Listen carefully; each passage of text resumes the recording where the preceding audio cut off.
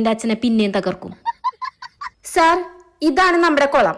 ഓ, ഈ കുളത്തിന്റെ പ്രത്യേകത എന്താണെന്ന് വെച്ച് കഴിഞ്ഞാൽ ഈ കുളത്തിന്റെ നേരെ മുന്നിലാണ് റോഡ് പോകുന്നത്. എന്തായാലും എനിക്ക് ഈ കുളം ഇഷ്ടപ്പെട്ടു. എന്നാ ചെക്ക്. ആ ഡോക്യുമെന്റ്സ് ശരി, ഓക്കെ.